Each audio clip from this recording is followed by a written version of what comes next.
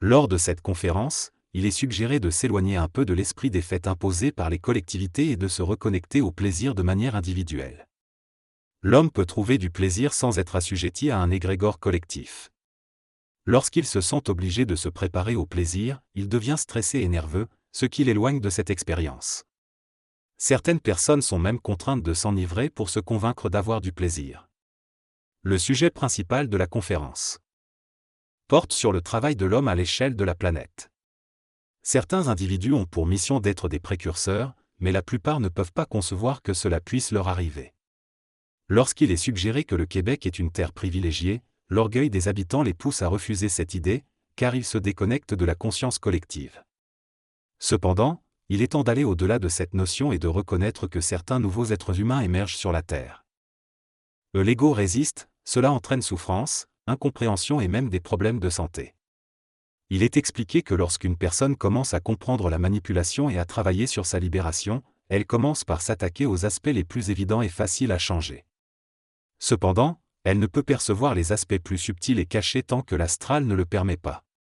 Lorsqu'elle parvient finalement à se libérer des mécanismes des hautes sphères spirituelles, elle accède à une nouvelle conscience, l'énergie supramentale, qui lui permet de travailler sur son ego.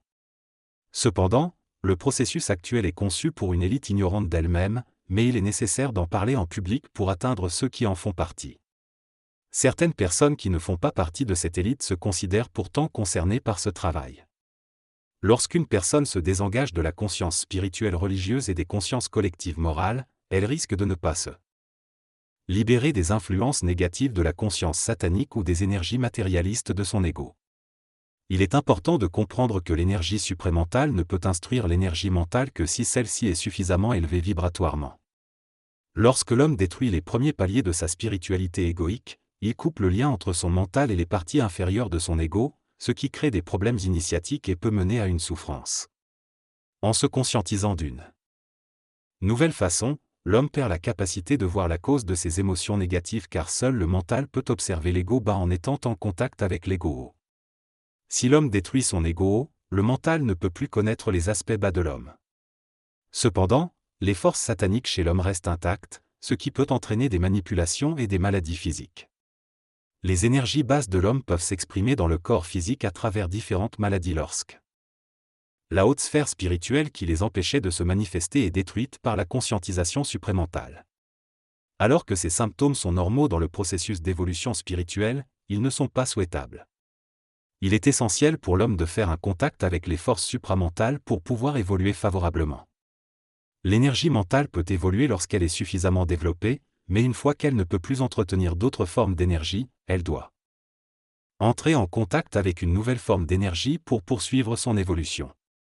Cependant, l'ego humain a tendance à se référer à ses mémoires et à continuer à chercher une évolution même lorsque celle-ci est terminée.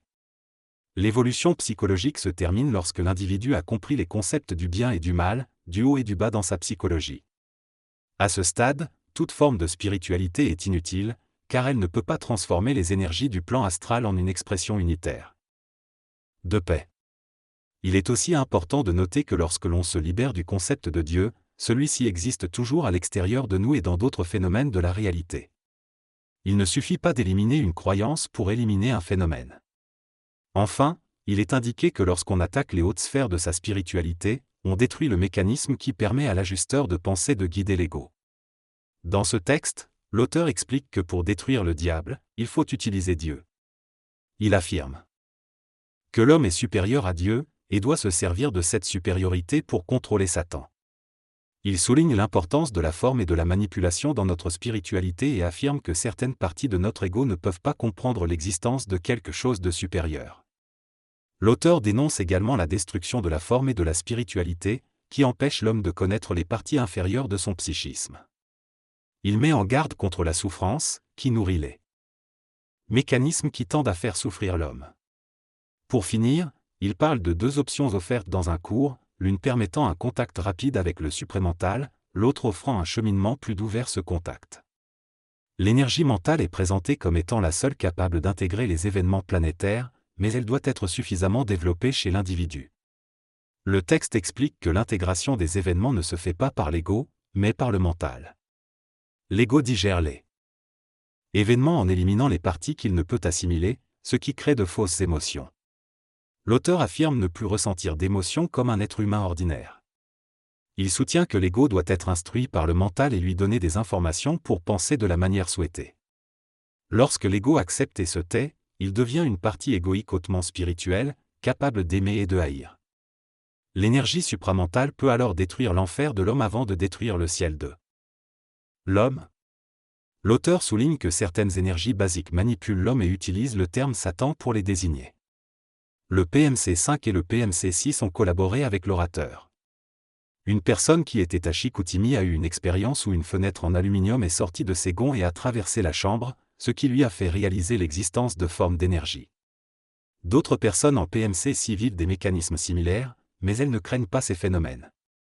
L'orateur explique qu'il est possible d'éviter ces processus initiatiques difficiles en abordant un autre processus, qui nécessite une préparation physique, vitale, psychologique et mentale. Il souligne que la souffrance humaine résulte d'un mécanisme de résistance qui peut être attaqué directement ou laissé à la vie. Plus les individus élèvent leur conscience spirituelle, plus les forces du bien et du mal se renforcent. L'orateur parle des forces lucifériennes et sataniques et affirme que son travail ne s'adresse pas seulement à l'élite. Il explique que lorsque la psychologie doit mourir, elle tend à emporter le corps avec elle, et que l'homme doit mourir psychologiquement pour pouvoir renaître et expérimenter les cieux et la conscience supramentale. Il insiste sur l'importance de travailler avec la forme, sans être obsédé par elle, et d'harmoniser les parties spirituelles et les parties basses de soi-même. L'accomplissement est essentiel dans l'évolution de l'homme nouveau. Il est dit que l'homme ne devrait pas prendre de décision, car cela le trompe. Au lieu de cela, il devrait se laisser guider par le moment où il sera prêt à attirer ce qu'il désire. Il est souligné que lâcher prise et abandonner tout n'aidera pas non plus. Il est conseillé de continuer à avancer et à faire des actions, tout en restant conscient de l'intelligence supérieure qui guide. Le fait de participer à des séminaires ou des formations est également mentionné comme faisant partie du travail à faire pour ajuster l'intelligence et se libérer des mécanismes d'assujettissement. Il est également affirmé que certaines fêtes collectives planétaires, comme Noël, sont des pièges de manipulation pour les hommes. L'ego est présenté comme un obstacle à l'acceptation de cette nouvelle conscience et de l'existence de personnes de cette nouvelle race. Cela peut être difficile à accepter pour l'ego, qui préfère se croire seul et puissant. Ce texte explique que le Québec a des privilèges en termes de connaissances ésotériques. Cependant, certains individus au Québec sont empêchés de connaître cette information. Cela est fait dans un souci écologique pour ne pas bloquer l'évolution de la conscience collective. L'auteur affirme que pour s'en sortir, l'homme doit d'abord connaître l'enfer, puis atteindre le ciel, détruire les mécanismes archaïques d'évolution et finalement se libérer. Il soutient que les puissances spirituelles élevées n'existent plus et que l'homme doit les détruire. L'évolution de l'homme se fait à travers la compréhension des mécanismes spirituels et le travail sur les maladies corporelles. L'auteur affirme que les personnes les plus gentilles sont souvent malades parce qu'elles luttent contre leurs forces sataniques internes, tandis que les criminels ne le sont pas car ils n'ont pas cette lutte spirituelle. Finalement, l'auteur explique que lorsque l'homme s'attaque à Dieu en premier, il laisse libre le mal en lui-même. Ce texte aborde le sujet de l'évolution psychologique et de la manière dont notre esprit interagit avec notre ego. Lorsque nous entrons en contact avec une énergie supramentale, notre mental commence à instruire notre ego, en ajustant les énergies mentales et astrales hautement spirituelles. Cependant, il existe un mécanisme appelé l'ajusteur de pensée qui sert à ajuster les échanges d'énergie entre le mental et l'ego. L'intellect, en tant que forme évoluée de conscience spirituelle, joue un rôle crucial dans cet ajustement, en aidant l'ego à accepter les mécanismes mentaux sans souffrance. Toutefois, il est important de comprendre que l'intellect ne doit pas dominer notre processus de conscientisation, car cela risquerait de nous éloigner de notre force spirituelle élevée. Lorsque nous comprenons l'intelligence de la forme, nous pouvons travailler de manière harmonieuse avec celle-ci.